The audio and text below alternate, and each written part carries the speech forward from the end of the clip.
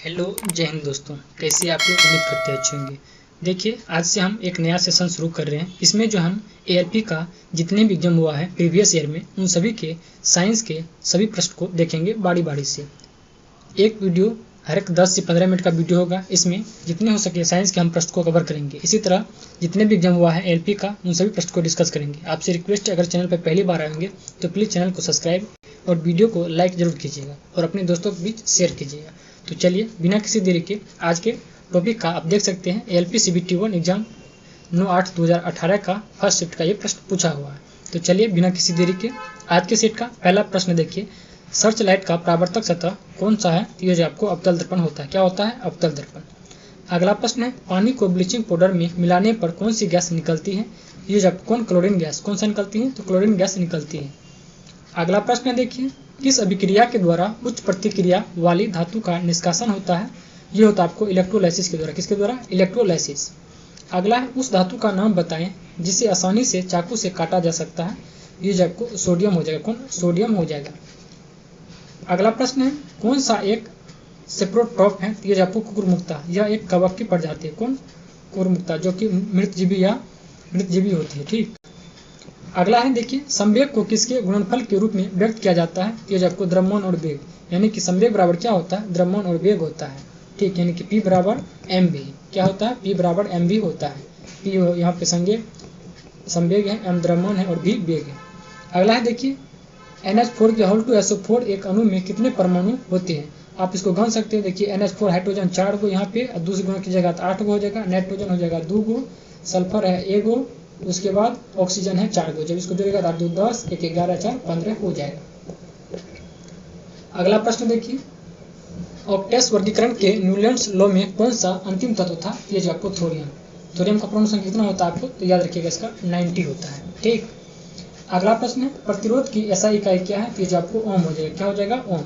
अब देखिए LP के सेकेंड शिफ्ट का प्रश्न है। ठीक।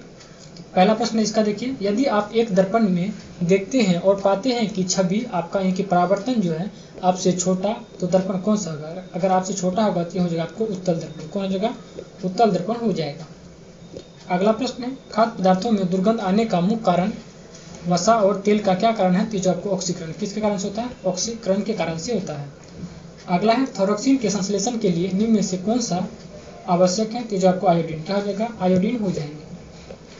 अगला प्रश्न है, डैश के कारण जड़ तथा तने के घेरे में वृद्धि होता है। ये जो आपको पार्स यानी कि लेटरल मेरिस्टेमेटिक टिश्यू हो जाएगा।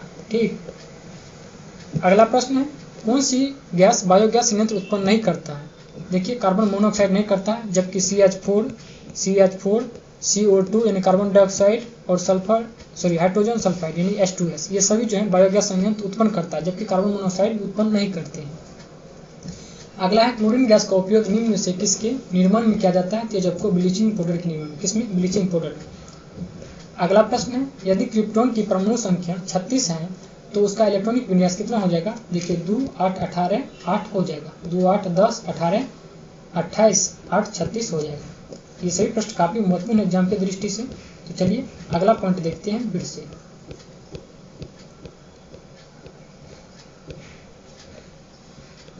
अगला है देखिए, एएलपी, ये भी थर्ड शिफ्ट का प्रश्न पूछा हुआ है।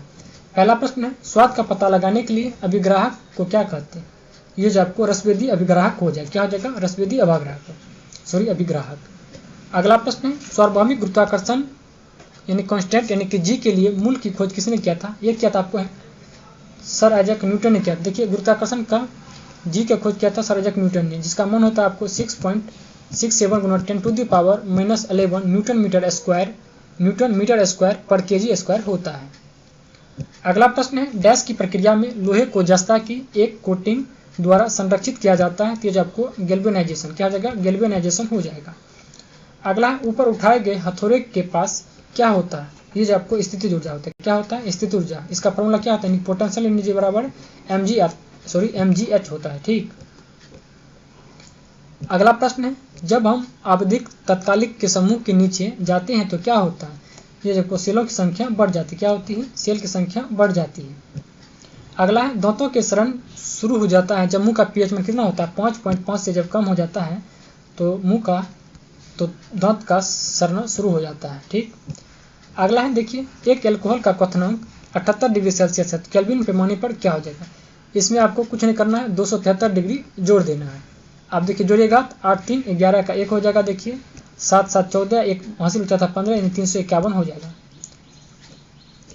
अगला प्रश्न है, अपने बाएं हाथ में पेन को पकड़कर एक व्यक्ति अपना प्रतिबिंब शीशे में देखता है, तो पेन दाएं हाथ में दिखता है। ये जो होता है आपको पार्श्व व्युत्क्रम के कारण से होता है। किसके कारण से? पार्श्व व्युत्क्रम। अगला देखिए 10 तारीख का फर्स्ट प्रश्न है, जब प्रकाश की एक किरण एक सघन माध्यम से विरल माध्यम में यात्रा करती है तो यह किस दिशा में मुड़ती है। ये जब अविलंब से दूर तथा इसका गति बढ़ जाती है। क्या होती है? देखिए जैसे सघन में रहेगा तो अविलंब की ओर, यानी सघन मतलब सटा हुआ, विरल मतलब भाग गया। आप लोग इसको इस तरह से याद रख लीजिए। जब भी विरल में जाएगा तो भागेगा और तेज हो जाएगा, सघन में जाएगा तो सटेगा और धीरे हो जाएगा। अगला प्रश्न है, ओजोन के एक अणु में कितने परमाणु होते हैं। तो ये आपको 3, क्योंकि ओजोन का फॉर्मूला क्या होता है? O3 होता है। ओजोन जो है यह त्रिपरमाणु है।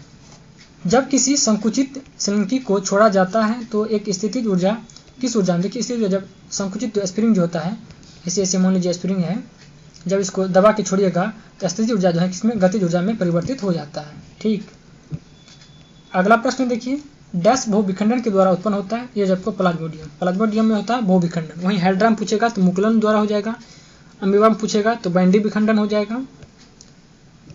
अगला प्रश्न है, खाद्य पदार्थों का ऑक्सीकरण होने से रोकने के लिए निम्न में से किस गैस का उपयोग किया जाता है। देखिए अभी जो कुरकुरे सब पैकिंग में होता है, देखिए हवा भरा रहता है, उसमें जो है नाइट्रोजन गैस पड़ता है ताकि वह सुरक्षित रह सके। अगला प्रश्न है, साइकिल की सवारी करते समय निकलने वाली ऊर्जा निम्न में से किसका रूप नहीं है। ये जो आपको रासायनिक ऊर्जा का, ये रासायनिक ऊर्जा का रूप नहीं है। अगला है देखिए, कौन सा एक परजीवी के रूप में पौधे से पोषण प्राप्त करता है। ये जो आपको देखिए कुकुरमुक्ता, इसका क्या हो जाएगा? कुकुरमुक्ता हो जाएगा। आप लोग देख सकते हैं इसका आंसर हो जाएगा कुकुरमुक्ता, सॉरी कस्कुटा या कुकुरमुक्ता वैसे बोला जाता है। ठीक, अगला है देखिए, कौन फूल के केंद्र में मौजूद होता है। ये जो आपको अंडप, यानी कि जिसे इंग्लिश में कार्पेल बोला जाता है। कहीं कहीं पे आप ऐसे करके आपको लिखा मिल जाएगा ऐसे। ठीक, आप लोग इस तरफ से भी याद रखिएगा, कार्पेल बोला जाता है। क्या? कार्पेल। अगला प्रश्न है, व्यवस्थित वस्तुओं को वो प्रवृत्ति जो उसे स्थिर या समान गति में गतिमान रहने के लिए प्रवृत्त करता है, वह कौन है? तो ये जड़त्व कहलाता है। कौन? जड़त्व। अगला प्रश्न है, प्रोपेन का आणविक सूत्र क्या होता है? C3H8 होता है। क्या होता है? C3H8। हीलियम को छोड़कर सभी नोबेल गैस के बारे में कितने होते हैं? 8 इलेक्ट्रॉन होते हैं। कितने? 8। अगला प्रश्न है, फूलों वाले किस पौधे में पत्तियां के मार्जिन के दर्रों में कलियां पैदा होती है। यह तो आपको ब्रायोफाइलम, किसमें होता है? ब्रायोफाइलम। किसमें? ब्रायोफाइलम में। अगला प्रश्न है, रासायनिक गुणों में से मेंडलिन ने कौन कौन से तत्वों के बाहरी यौगिकों पर ध्यान केंद्रित किया था। ये क्या था आपको? हाइड्रोजन और ऑक्सीजन। किसमें? हाइड्रोजन और ऑक्सीजन से किया था। अगला प्रश्न है, यानी कि अगला सेट का प्रश्न देखिए, गति का पहला समीकरण जो है किसके बीच संबंध दर्शाता है। देखिए पहला समीकरण होता है आपको V बराबर U प्लस AT होता है। आपको याद रखना है लास्ट वाला और अंतिम वाला में संबंध होता है। U मतलब क्या हुआ? ये होता, सॉरी V मतलब वेग हो गया, लास्ट T मतलब समय, यानी वेग और समय के बारे में हो जाएगा पहला समीकरण। अगला प्रश्न, यौन प्रजनन में माता पिता का योगदान होता है अपने जीन का आधा हिस्सा। कितना? आधा हिस्सा होता है, इसीलिए इसे कहता है अर्धसूत्री विभाजन कहा जाता है, या समसूत्री विभाजन, यानी आधा आधा होता है। कौन सा जीव पुनर्जनन और मुकुलन दोनों द्वारा करता है प्रजनन। ये करता है आपको हाइड्रा। कौन करता है? हाइड्रा करता है। अगला प्रश्न है, गोलाकार दर्पण की प्रतिबिंब सतह के केंद्र को क्या कहा जाता है। ये जब को पोल यानी कि ध्रुव कहा जाता है, यानी कि ऐसे जो होता है यहाँ पे जो होता है। ठीक, अगला पुरुष में प्राथमिक यौन अंग कौन सा होता है। ये तो आपको वृषण होता है। अगला प्रश्न, निर्वात में प्रकाश का वेग 3 × 10⁸ मीटर पर सेकेंड होता है। अगला प्रश्न, निम्नलिखित में से मानव मस्तिष्क का वह हिस्सा कौन सा है जिसमें विचारों का संग्रह होता है। यह तो आपको अग्रमस्तिष्क। किसमें? अग्रमस्तिष्क में। अगला है, जब मैग्नीशियम रिबन हवा में जलाया जाता है तो मैग्नीशियम ऑक्साइड गैस क्या होती है? उत्पन्न होती है। जब मैग्नीशियम रिबन को हवा में जलाया जाता है तो मैग्नीशियम गैस उत्पन्न होता है। न्यूटन के द्वारा गति की शाखाओं में किसका आविष्कार किया गया था। एक गणना किया था। किसका? गणना। अगला है देखिए, एक मिश्र धातु किसका उदाहरण है। तो ये आपको एक ठोस विलयन का, इन मिश्र धातु जो है यह ठोस विलयन का उदाहरण है। देखिए इस वीडियो में इतना ही रखेंगे, मिलते हैं हम आपसे अगले वीडियो में। अगर आपको वीडियो पसंद आएंगे तो प्लीज़ आपसे रिक्वेस्ट है वीडियो को लाइक और अपने दोस्तों के बीच शेयर जरूर कीजिएगा। धन्यवाद।